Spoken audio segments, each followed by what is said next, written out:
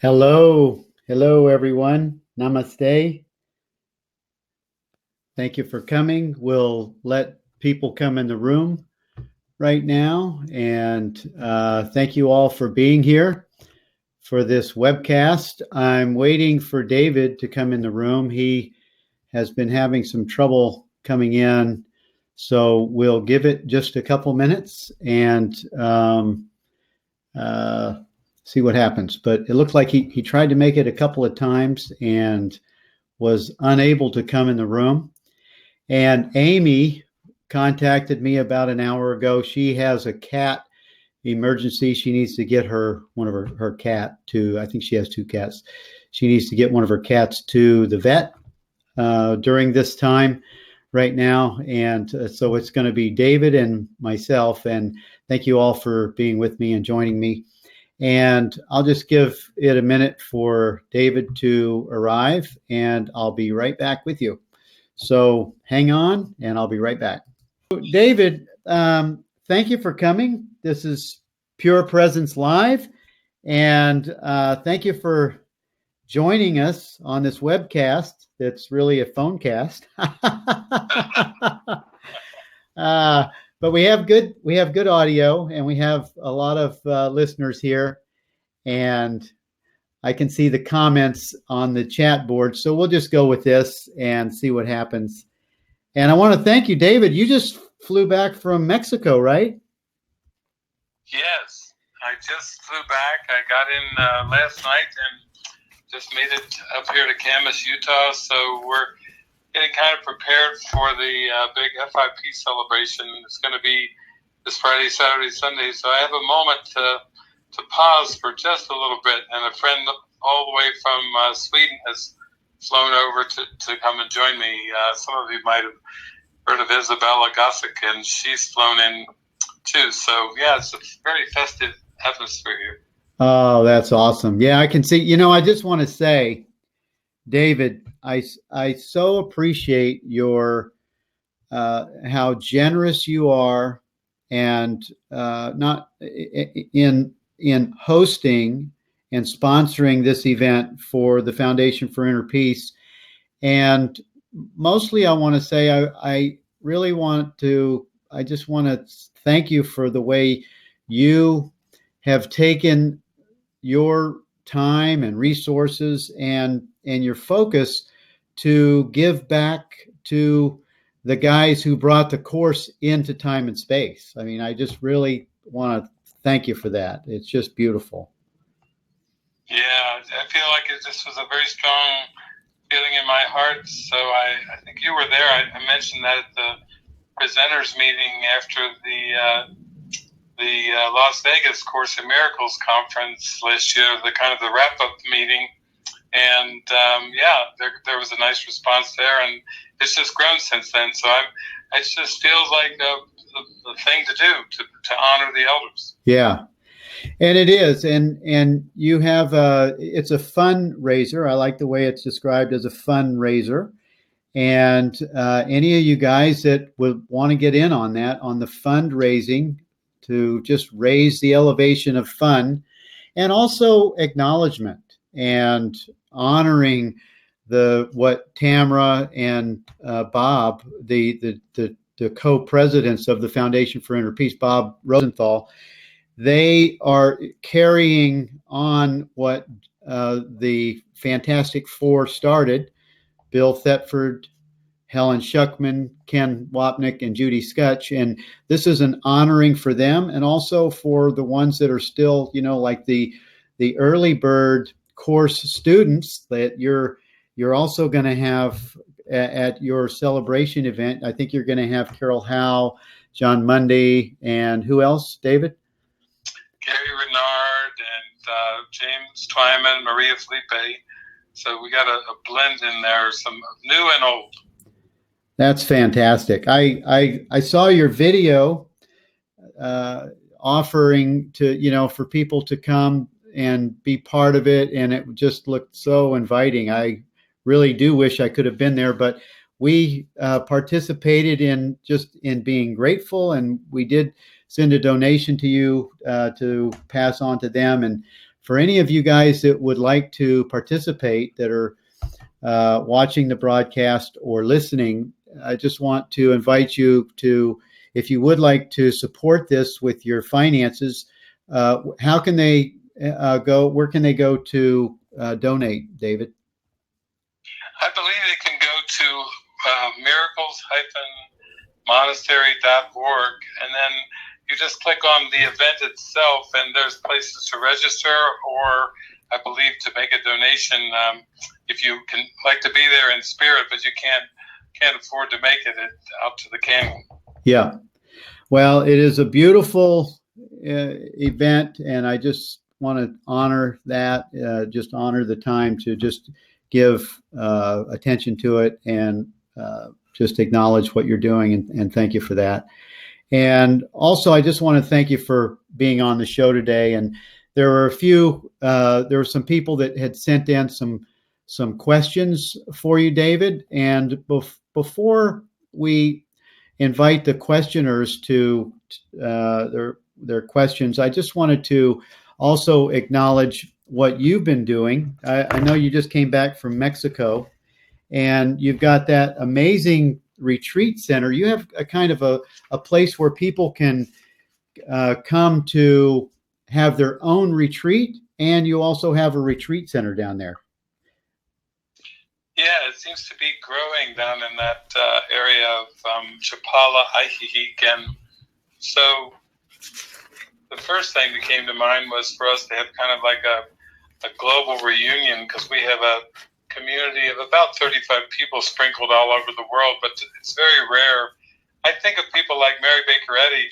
She would kind of call everyone in from around the world for an annual kind of meeting in Boston. But for us, it's the first time because we were spread out all over. So we have a beautiful retreat center, and we're working on a temple as well.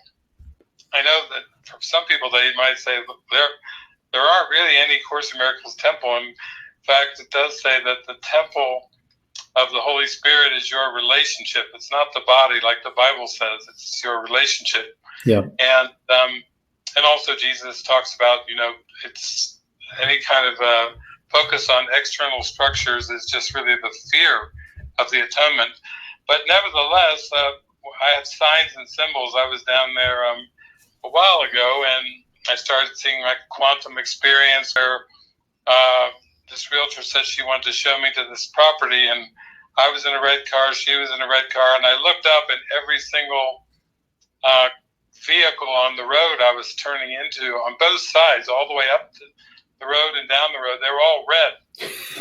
So it's kind of like a quantum experience where these things happen to me when Jesus is about to show me something. So after that, he took me up to it looks like a Greek temple, and the address is number 1. That's the only address, 1.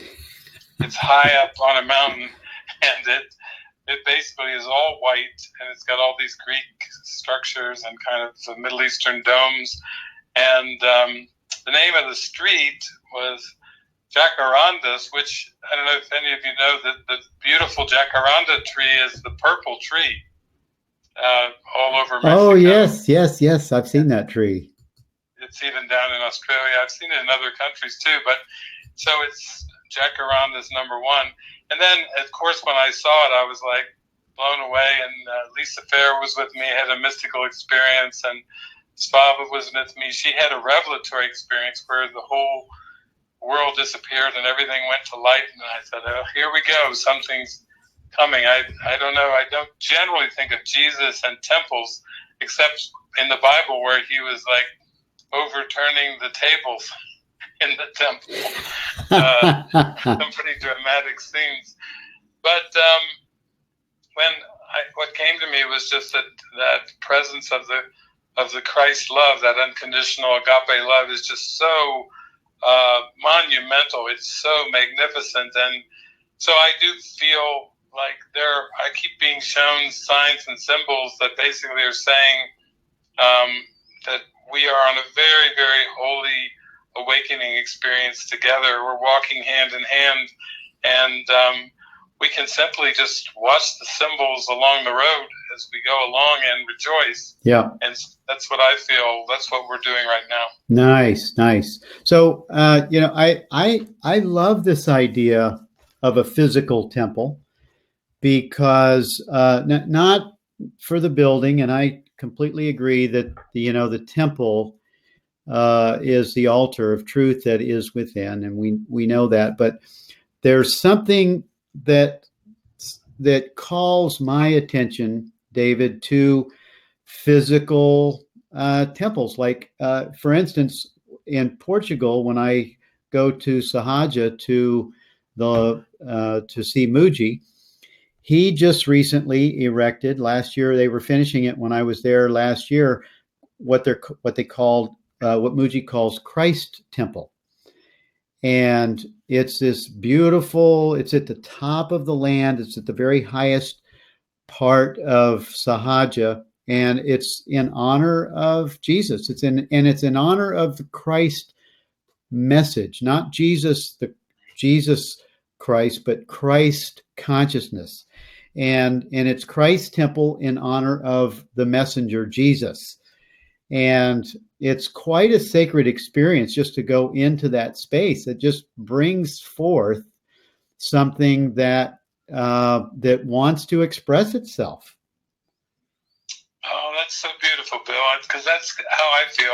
I've gone to Europe, and I love India, and I love the presence I feel when I go into temples and when I know their purpose. And the funny thing was, not only was I guided to this temple, but then I got this name that came to me, and some of you who are kind of like Course in Miracle history scholars will understand what I'm talking about. A lot of people I know study the Course for 20 years, they look at me and they go, what? But some of you remember that there was a video release called The Story of A Course in Miracles. Did you see that, Bill, where they show Helen with her visions and what she heard and what she saw? Oh, yeah, I've seen that movie 20 times. 20 times. Well, yeah. You know very well then that there's one scene where she's kind of in a cave and she's in a boat, and the stream in the boat is carrying this hooded figure along that's supposed to be Helen. I have since learned from the whole gang that they actually filmed that, and that is Tamara. That is a teenage Tamara. Oh, cool. Wearing this hooded cape-like thing and a gown, almost like a robe, and she's going along and she's saying something like, I wonder if there could be some buried treasure here. And she looks in the boat and she sees she's got one of those big long hooks. Yeah. So she reaches over and she pulls up this chest. And she struggles a bit, but she gets it into the boat. And then she opens the chest up, and there's a dark book with pearls around it. Yeah. And it's kind of foreshadowing the coming of the Course. But on this dark book, with the pearls around it, is a word, and it's Aesculapius. Yes. And Aesculapius was the Greek god of healing, with an emphasis on gentleness. And so that was the symbol that there was something coming that involved healing, and it involved a book. And then, of course, then it wasn't too long after that where she kept hearing this internal dictation, this inner voice saying, this is a Course in Miracles, please take notes. Well, the funny thing was, with Aesculapius, I was struck by that when I saw that the first time, and many, many, many years ago, I went online and I purchased the domain name Aesculapius.net. And so I've just had it a lot of years. And it came to me that in honor of Christ and in honor of the healing of forgiveness, that this was to be called the Temple of Aesculapius. Oh. When I got this, so I've got a name for it. Awesome. And so it's very related. So is this temple going to go on the property there that you have in what's the name of the property? in Chapala, La Casa de Milagros is a little bit away, maybe like a 7 to 10 minute drive away. This is just like with Muji's temple that you were talking about. It's up at a high point. It's high up on a mountain, and it overlooks Lake Chapala and the towns beneath it. It has a huge vista, and it has looks like shrines, and it officially was called Palacio del Sol, the Palace of the Sun. That is the official name of it. It's all over it with beaming sun images all over it. So this is just, again, like with Jesus, you see it and then we just are dazzled, but now it's actually coming in. So this is a pre-built palace that is being, for us, it's even got acoustics for singing. We've had opera singers there. James Twyman even came and did some chants with us in the main chamber where the echoes and the sounds are so strong. So it's kind of a fun thing for us, to behold this, because we certainly weren't seeking anything like this, and all of a sudden it's just dropping in our lap. But it's very odd for me to have a temple drop in my lap. Well, the other thing I really love about this, David, is in my mind, as a core student, I came from the Christian background, as you know, part of, so I don't want to give attention to buildings. I don't want to give attention to structure, but there's something that happens to my experience when I go to a place where sacredness is being honored or is being acknowledged. And I don't know, maybe it's just that the symbol touches a part of my own mind, my own consciousness, that causes me to go into a place that is sacred. When you hear chanting, or when incense is burned, if you're in an Indian kind of event, like when I go to Portugal, or when we do satsang with Muji, there's incense being burned and there's chanting. And then also there's another temple on the land there that's called Shiva's temple. And of course we're honoring, Shiva is not the god Shiva, it's Shiva God, Yes. I feel that too. I went down to the Ganges River and was part of a ceremony at a temple down there, and I was just invited over as an honored guest, so I got to walk through the temple, and they had me sit up right in front next to the guru, and it was very, very. There was a sense of sacredness. Like it's a very devout ceremony in honor of the spirit. So, yeah, I know we're really taught in the course to see that the holiest spot on earth is where ancient hatred has become a present love, and yet we do acknowledge that there is this deep sacredness and holiness inside of us, and so I feel that these are all witnesses to our own holiness, and that you and I have become experiencing these because we're ready to experience them, and we're really experiencing our own holiness as God created us. Yes, totally. And speaking about that, David, I have a couple of questions for you from some people who sent in, would have a burning question. And so I will follow up with that. But in the meantime, and before we get into that, I would love to get a sense of your own experience. You travel around the country and the world more than anyone I know, and the messengers also do. Your traveling companions, they literally reach around the globe on a weekly and monthly basis, I can see. And I'm just wondering if you're getting a sense of a deepening in consciousness, a higher level of awareness and understanding in your watch. as I'm seeing this, and I'm just asking, are you also seeing this? Yeah, I really experienced that. I mean, I feel for me it's just the willingness to go wherever the Spirit would have me go, because I don't have any preconceived ideas about reaching countries or reaching people, or I don't have like a bucket list of places where like a tourist might have. It's more that there's signs and symbols that come in, and I get many invitations from all over the place. Some places, like I have not made it back to Iceland, and I have not made it to some of the far reaches of places, but I have been on about 6 continents, and like I think of South Africa for one. South Africa is a country that I don't fly over.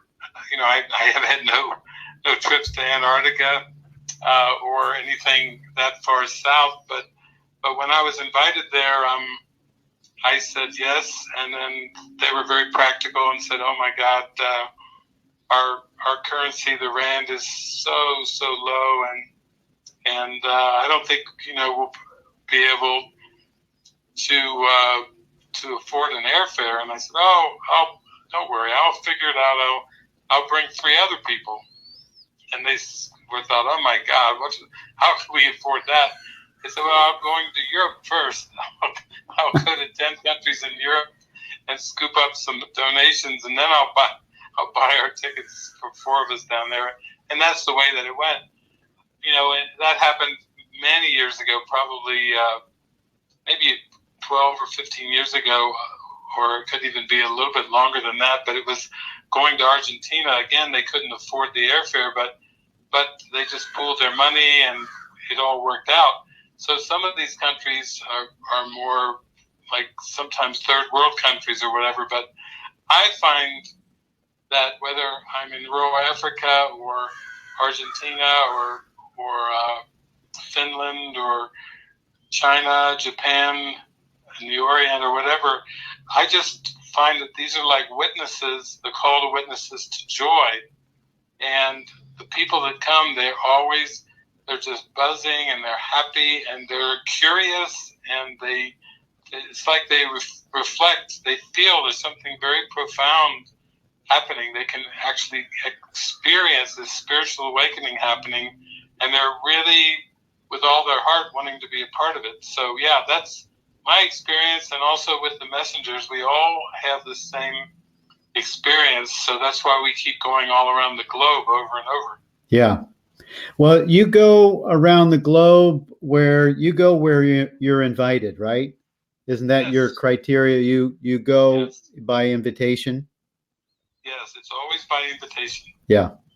And I noticed that you have quite a few, you have several retreats scheduled for this year at either the monastery or down in Mexico.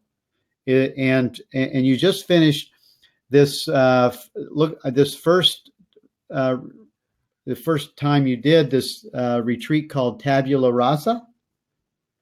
Yeah, Tabula Rasa Mystery School. I think some people think of the great ancient mystery schools were very deep and esoteric, and kind of, it was beyond what the public consumption of religions and theologies. It was very mystical, and so we planned for that for about a year, and then people came from all around the world and were with us for 30 days. And the testimonials were so strong that we thought we would do another one next year, probably around September. And the people just started calling and saying, how do I register? It's basically an interview process to make sure that people are ready. We had one fellow who really wasn't, he was just in recovery for addictions, but he didn't know much about the Course or metaphysics. So he had a huge reaction and resistance during the mystery school, but actually he hung in there tenaciously in a huge willingness, and he just was actually actually glowing and beaming by the end, saying his whole life had changed. So it's not like everyone has to come in with the same level of awareness, but that willingness can sure carry you a long way. Yes, yes. And giving yourself a month of immersion into the principles, the core principles of the course, and then having it presented by evolved beings, by ones who really have made this their life purpose, as you and the messengers have demonstrated. That, in my mind, that's almost like being with a guru for a month, only you're with 35 gurus, or however many of your companions, however many messengers were there. It's like being with a multiple of gurus to give you that, kind of like being the defibrillator for enlightenment. Yeah. It's kind of nice too, because generally in an ashram there's one guru, but there was so many available for such care and one-on-one attention. There was many one-on-ones throughout, and I think Bill, too, that like a lot of times when people go to a satsang or a temple and they have all these intense emotions come up, they would love if there would be someone there to just be with them one-on-one and in the pure presence, and helping guide them through some of these dark corners of their mind. And so I think that was one of the highlights. And also a lot of mystery schools are very ancient and very traditional, but this one, how we use metaphysical movies. I showed a number of very deep metaphysical movies, and people's eyes when they walked out, they were wide open and just like, wow, I've never experienced anything like that. And also we decided to be on the cutting edge of technology. Some people know about how virtual reality is catching on, and we had VR goggles, and we would take people through their fears with the VR goggles, and then do counseling with them. Nice. Based on a specific like video? Well, it was a series of programs. Like most people have a fear of heights, and there was one program where you actually were like way up, like way up, almost on top of the skyscraper, and had to walk the plank. so all the fears came up there. Wow, nice. Have you done that yourself with the goggles? I actually am kind of off in kind of my samadhi experiences where I'm off in silence. So I do come out of silence, but I'm kind of drifting away from what most people would call the perceptual world. The appetites go way down. The draw into deep silence is very strong. There's not really, those 25 years of traveling, I think that was my VR experience. I've kind of gone through my fear of everything: heights, snakes, and spiders, and being alone landing in a country where you don't speak the language and don't know anybody, and going to India, as you know, that's a VR experience right there. But I haven't been to India. I've been close. My Portugal experience if you've been to Sahaja, it's very, now there's a huge upgrade in the 6 years that it's been building. But when I first got there, I lived in a tent for 3 months, and it was a very quiet time. And also you're in a community with 50 to 100 people. And your focus is on your own self-inquiry, so that you really have this inner quiet place. When you're in an environment where it's an intentional training, like I'm sure the tabula rasa is, and I've lived at the monastery. I know how intentional the messengers are, and the teaching that you point to is to do the inner work, and that does require contemplation. It does require authentic honesty, and I know that one of the the no private thoughts, no people pleasing, those are two kind of guidelines, good guidelines to help newbies. And when I first met you, I was a newbie, obviously, and that was very helpful for me to to not hold on to things that would want to be hidden, so to speak. So the teaching that you present, and I know that tabula rasa, that must be a very deep experience in self-inquiry. Yes. Yeah, tabula rasa actually means blank slate. So of course that's the goal of inquiry. It's the goal of meditation, is to come to that still blank mind that's very open, and there's no sense of judgment with it. So it's kind of interesting. That name came actually too from a publication that I did many years ago, around 1999. Might have even been a little bit before that as well. I started the Foundation for the Awakening Mind in 1996, and then our first publication was called Tabula Rasa. And a lot of the people I've worked with over the years said that's been their favorite publication. So that gave us the name.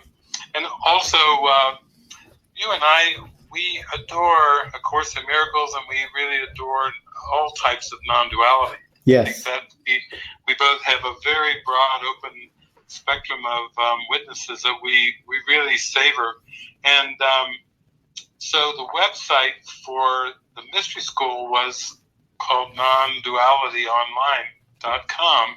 And it was just kind of fun because I occasionally go to Google and just check out what's going on. And I found that whether you were typing in non-dual teachers, that this Tabula Rasa site came up, and if you typed in A Course in Miracles, that the same site came up. So I said, "Oh, Bill would like that." We like to bridge across all types of pathways and theologies, and yes. go right for that pure presence. Yes. Well, that's the pure presence is. I think that's what all of these teachings are pointing to. It's our own pure presence. It's our own awakening experience of the love of God that we are. It's the recognition of that. And that's to me, that's where everything is distilled down to, is to know the experience of the living God within.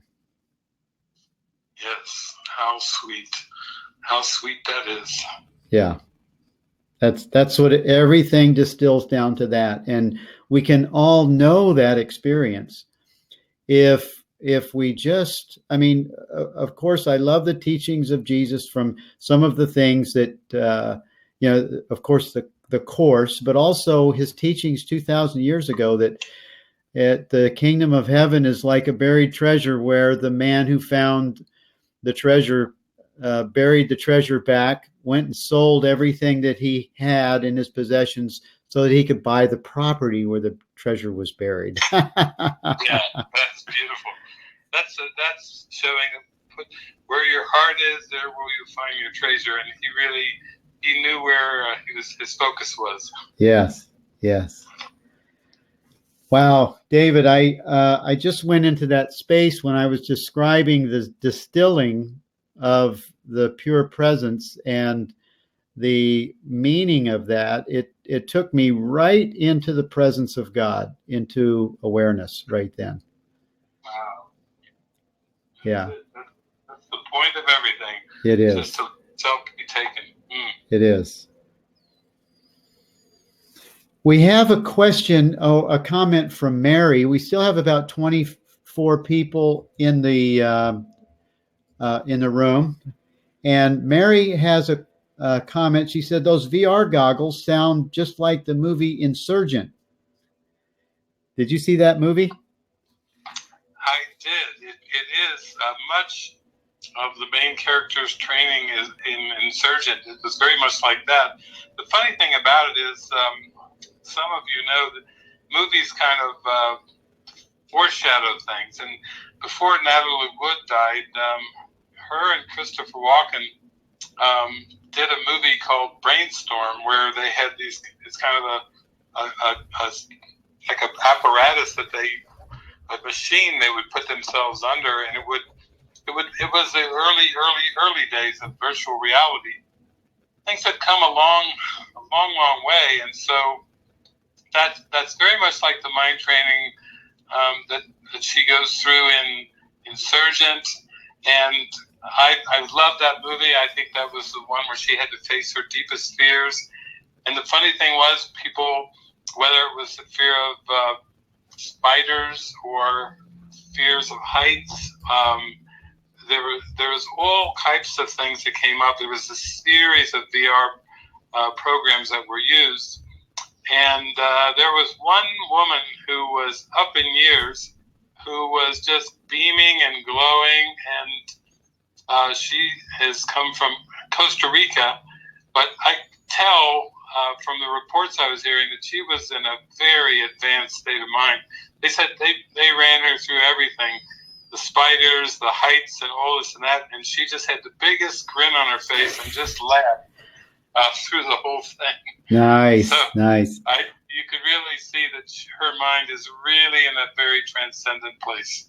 Yeah, I forget who told me when I saw your team in Utah when we were together for the Easter conference. I forget who was telling me about your virtual reality goggles, that whole thing that was going to happen for Tabula Rasa.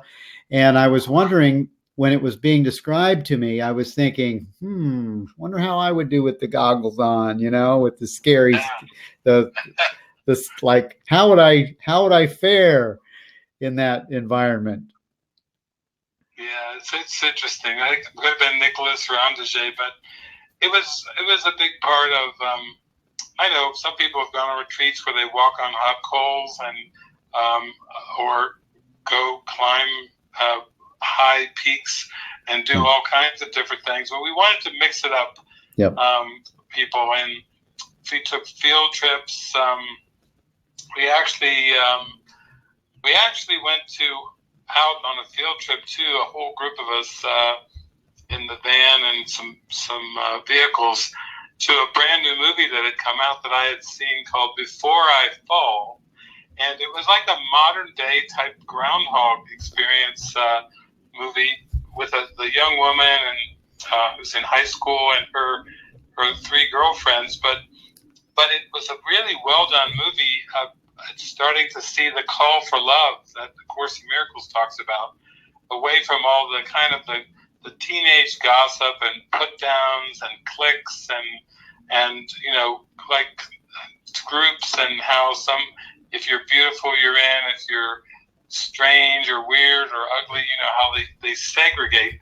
And so it had that whole element in it, and as the main character has her day replayed over and over, she starts to see the calls for love instead of her judgments and projections. She starts to see beyond that, and then finally, by the end, she realizes that that's her escape. From the looping. Is she needs to have a perfect day where she sees the love and the calls for love in everything. So everybody just was so moved by that, and we. Things like that, or going over to spend the day with horses, like the Horse Whisperer, to commune with the horses in Park City.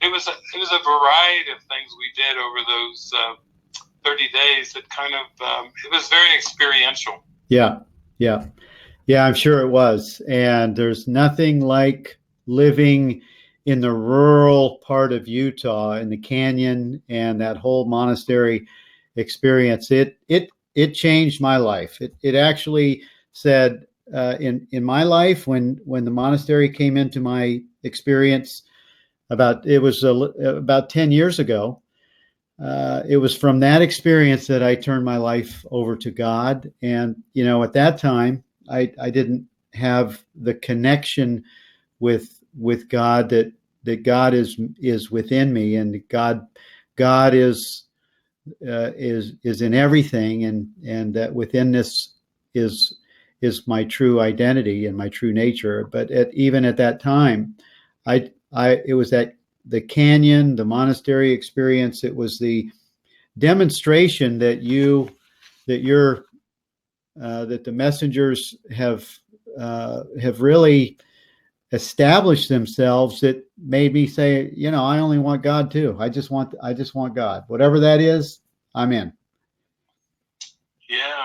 Well, I have to say, you really must have been ready, and I also have to say that it takes willingness to keep moving inward, because as you know, many people are so tied into the self-concept. I know for you, those are not small things. About you had a business, you had a family. I've met so many people in my life who feel this strong call, like a calling by God, and yet they have this other voice in their mind that is constantly trying to make them feel guilty, telling them they're going to be letting people down, letting the world down, and that they shouldn't go on this journey. Mm-hmm. In fact, my friend Isabella just arrived, and she was just talking to me about that very topic. And yet, in your life, I have seen, as you've gone off and been married to Lisa, and gone on these pilgrimages, and to live in this community that Muji was building from the scratch, and for all these different things, it's like a whole new world opened up, just because you were willing to take those steps. And I think I've heard you say that I was an inspiration for that, and of course, Yep. Now you're an inspiration for many that listen to your program and actually hear your journey. It gives them like a testimony and a witness that you can follow your heart, and that it is bringing you closer to the heart of God within. It's not you're not trying to abdicate or just push anything away. You're actually just following the calling of your heart. Yes. Well, you remember it perfectly well, David. That I did have every one of those experiences. I did have family, and I did have business associates. I had a business down in Texas, and I had other builders that were working for me. And I said, I don't need, none of this can replace what I feel as a call to God. And I need to let go of this tiger that I have by the tail in order to pursue this compelling knowing that I have that God is real, and I can taste it, and I could taste it. I could feel it. I think it's the many hours I spent in that hot tub at your place. Very good. That's great testimony there. It was that hot tub, man, and 20 degrees outside. Yeah, you manifested a monastery with a hot tub. That's right. That's right. Well, listen, we're gonna have a station break. It'll take about a minute, and I'm gonna invite everybody just to hold on. We're gonna do a short little station break for Pure Presence. Herein lies the peace of God and Unity FM Radio, and we'll be right back after this program. This program is brought to you by the Teachers of God Foundation and Amy Torres, ACIM.com. Both of these organizations have programs to support you in the transformation and awakening experience. The Teachers of God Foundation has the 40-day program that is free, the Guide to 365, ACIM 365, and Living in Purpose 6-month mastery course. Amy Torres has her well-known Working the Workbook course, her new intuitive course, and she does private sessions by appointment. Thank you for joining with us today on this webinar. And now back to Bill and Amy. Hi, everyone. Welcome back. Thank you for hanging in there with this technology situation. Looks like we have about 19 viewers still with us. And this show will be uploaded on Unity FM Radio, Pure Presence. Herein lies the peace of God. And we have David Hoffmeister on the line with us. He is in Utah getting ready for the celebration for the Foundation for Inner Peace fundraiser. And we've had a really nice dialogue for about 45 minutes. We're down to about the last 15 to 20 minutes of our show. And David, there were a couple of questions that were put in for burning questions for David. I'm just going to ask you to respond to them if you don't mind. Do you hear me? Are you there? That's wonderful. Yes. Okay, great. It says, yes, David, during your session, I seem to be struggling with my weight, and I was feeling guilty regardless of whether I exercised or didn't. So I decided to pay attention to my state of mind, whatever I end up doing. I have moments of clarity about being one with God, regardless of what I seem to be doing. And when I can manage to just focus on my thoughts, not my body, and bring them up, I feel really good.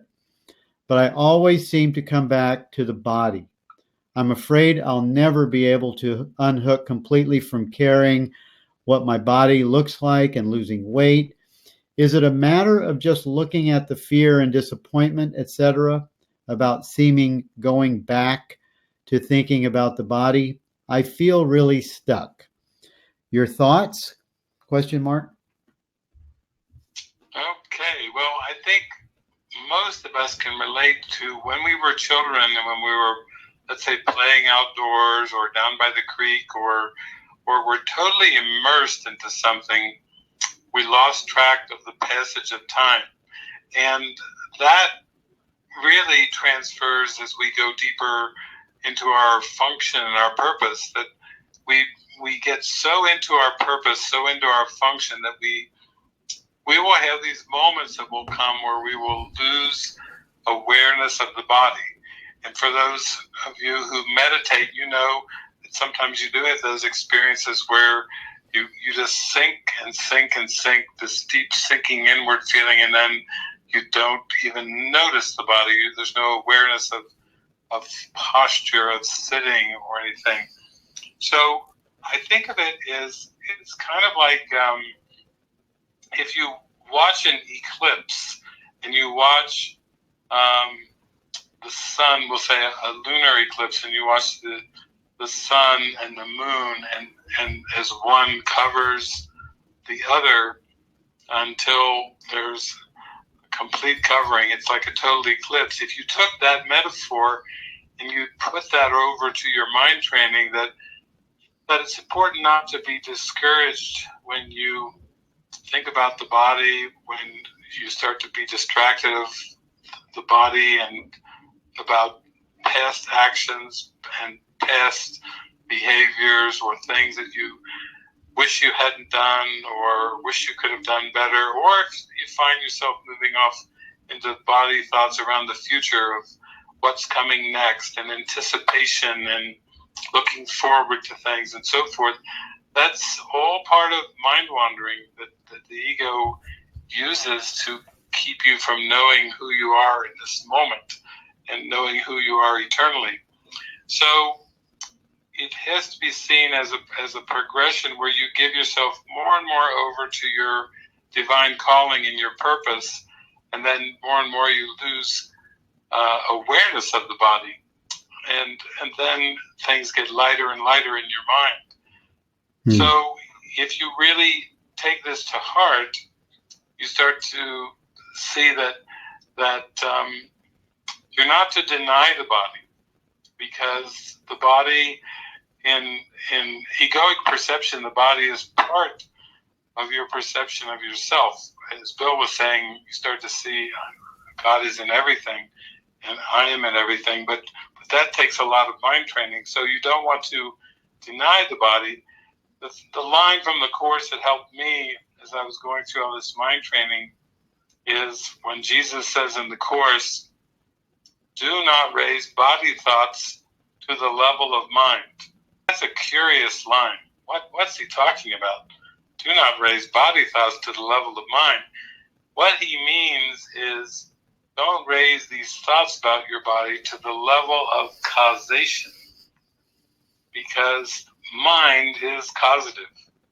And you have to remember the whole teaching of the Course is that the world and the body are unreal effects that come from an unreal cause, being the ego. Mm-hmm. And when we start to give causation to the body, then we start to feel guilt, because the body doesn't really have a real cause, and it doesn't have real actions and reactions and behaviors. Those are all just like feathers blowing in the wind, like leaves blowing in a windstorm. Mm. They are not who we are, and they don't really have any actual causative ability. So you keep practicing with that, just like you might with diet. Like you might have thoughts like, oh, these foods make me fat. Well, it's not the foods that make us fat. It's again, these are all concepts, self-concepts that are part of an ego image. And all we're to do is gradually get deeper into our purpose and let those thoughts be seen for what they are. So that's kind of to give you a metaphysical framework for everything. That's what's going on. Yeah, that was a great answer. Thank you, David. My experience with the mind training now is actually not even mind training so much as it is just being. It's like you said a little while ago that you're sort of you're kind of finished with your samadhi, because you're really finding that you're just being more quiet and more present in this quiet place, and that's what I've been finding for myself. I've been finding that as I love these short mornings of meditation, or just stopping and pausing and putting my hand on my heart and just being aware, just being present and aware of my thoughts, of the feelings, of even a thought that I'm Bill. Just being aware of that thought, or the awareness that the body is hungry, or even awareness, like I was a little anxious when the technology wasn't working when we first started the show, and just being present and aware of the object, which is it's a filter of the mind that thinks it's the body. Just being aware of the filter that is even aware of being anxious. Yeah, it's beautiful. That's beautiful to notice. I like that pure beingness. That's what it's all about. And that's if you have a weight issue, a body image issue, if you have anger problems, if whatever it is, I feel, David, you tell me what you think about this, but I feel that Jesus in the Course, in all of those many lessons of telling us to sit quiet and watch this thought like a processional, or to in quiet I receive God's word today. He's not really speaking to us to be listening for an audible play or sound. He's wanting us to get quiet and just be attentive of everything that rises up as an experience in awareness. Yeah, that's it. It's all awareness training. It's all becoming aware, so that we can finally become fully aware, and there's nothing more that we are the one that is aware. Yes.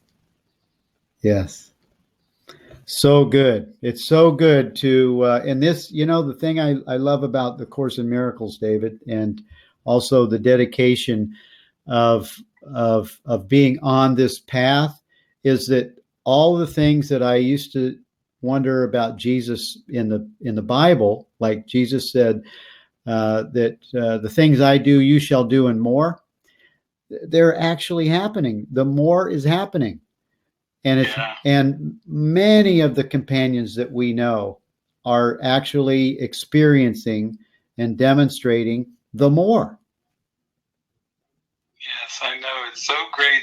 It's like our awareness is being flooded with all these witnesses that make it so convincing that we don't look back. We just don't look back on whatever seemed to be. We're just really basking in what's available right now and always has been.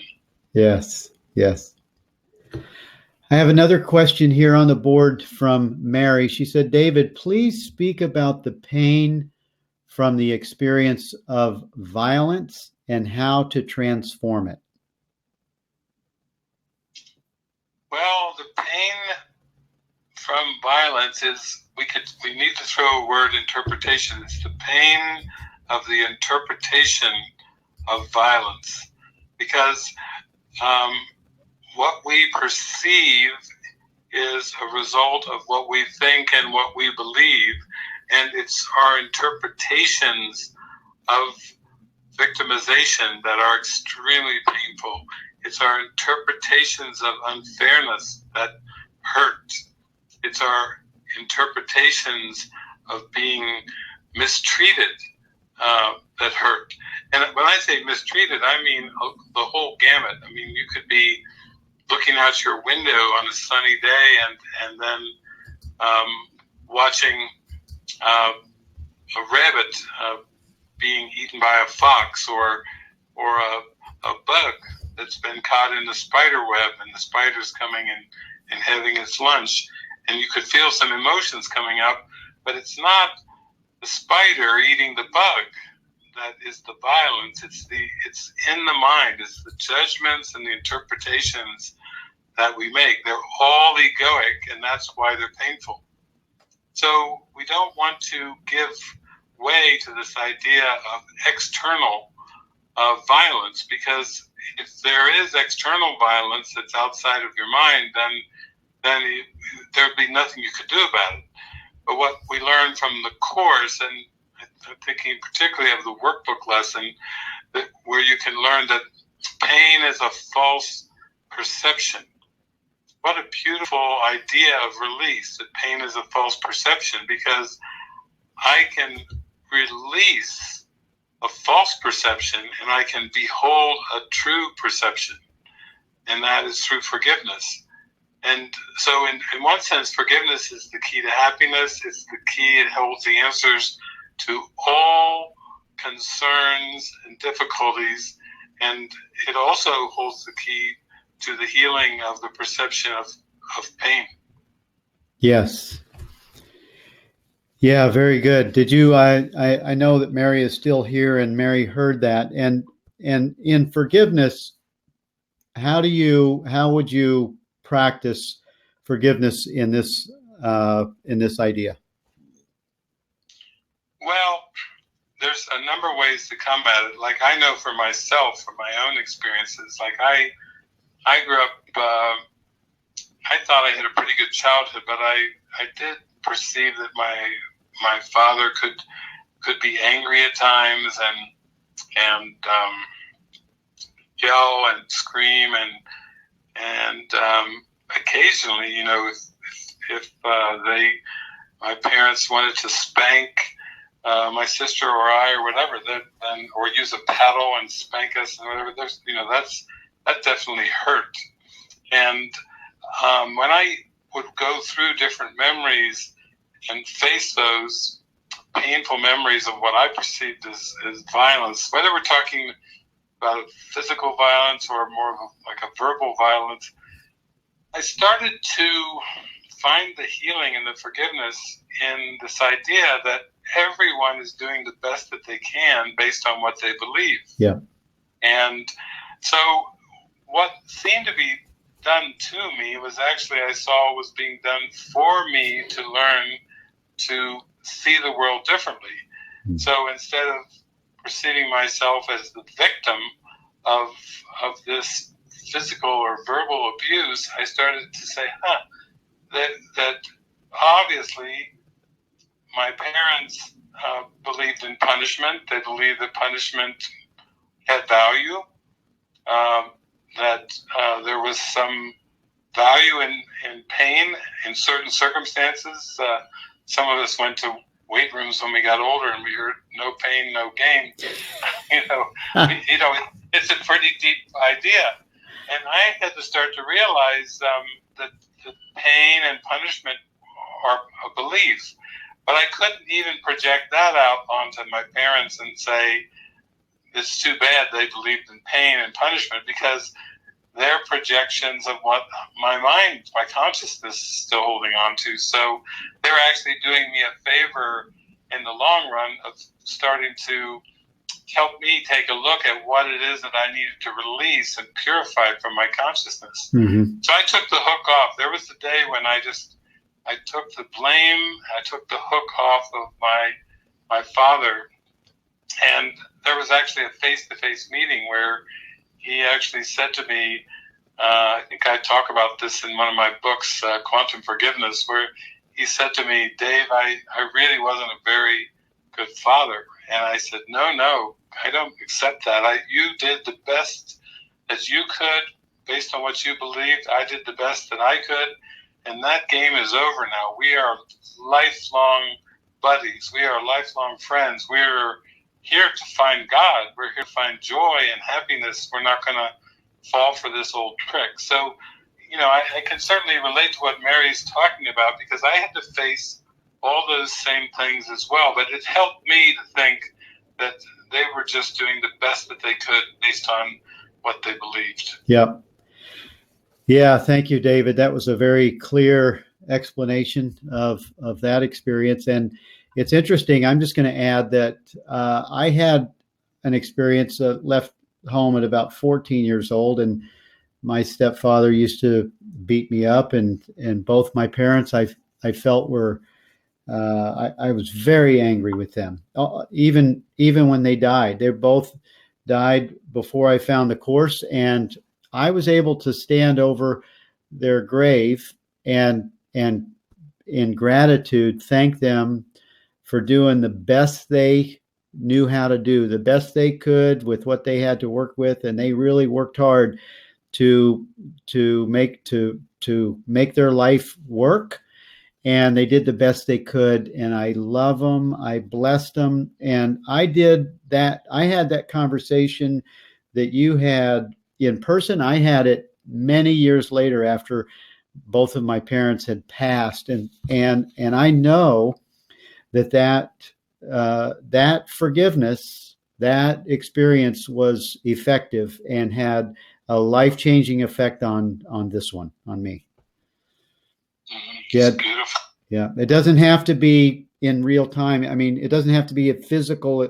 They can even be on the other side of the country. You can have that forgiveness experience. You just bring them into your experience fully, and it's awareness. It's the awareness of the presence of God that we carry, that we are, that will bring to memory the thing that is blocking the light, that is keeping the light from being able to just stream into our consciousness.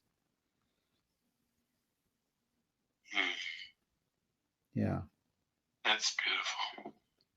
Yeah, that reminded me, that's so close to the same situation that I had, only the only difference was that both my parents had passed. And this stuff works. The miraculous healing power of forgiveness and a miracle doesn't require physical, it doesn't space or even a distance. It's not required. It just takes your willingness to go within and bring any kind of upset into the presence of the Holy Spirit of Jesus, into your own blessed consciousness and awareness where God resides. It's the altar of truth. amen to that. That's what's available to all of us. So we don't have any excuses about distance or they passed away or anything the ego tries to throw to hold on to a grievance. It's like, are we willing right now to set the captives free? And really, it's our own mind and our own consciousness has been captive. Yes, yes. So, David, I have one last question. Mary said, so helpful, David. Thank you. And Ardith says, Bill and David. Oh, Ardith, don't take that down. Put it back up. She took her question down. Maybe we answered it. But okay, maybe we answered it. Okay, thank you, Ardith.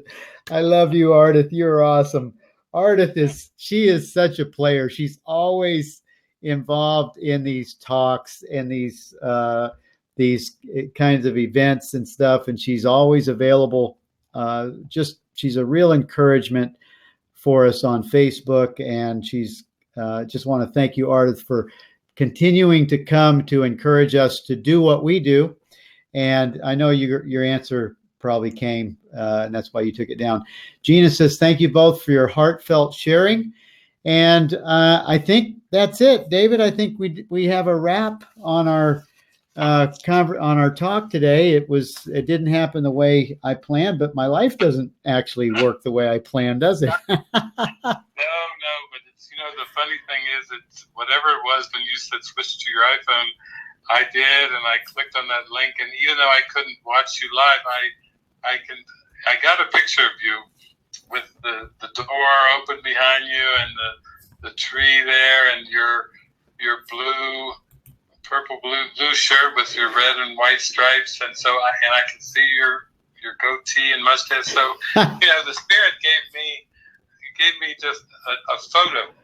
It's like that Ringo Starr song. All I've got is a photograph. But I'm grateful. I'm grateful for all the joy we shared, and I had a very nice photograph too.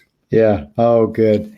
Well, David, thank you so much for taking the time to share with us today and in your busy schedule. And I just give my love to you and your pathway, and to the messengers, all the activities that you guys are involved in. And thank you for being a part of the Teachers of God Foundation. Thank you for being part of mine and Lisa's life, and for the clear demonstration and amazing example that you are. I love you, brother. And I love you, Bill. And big love, give my love to Lisa and all of the wonderful people. I met some of them out there at the Easter conference from Teachers of God Foundation. So we're just so much just shining the light and carrying the torch together, and it's really an honor to walk beside you all. So thank you. Grateful. Thank you, David. All right. Well, we'll sign off now. Love you. Love you. Bye, everyone. See you later. Bye, David.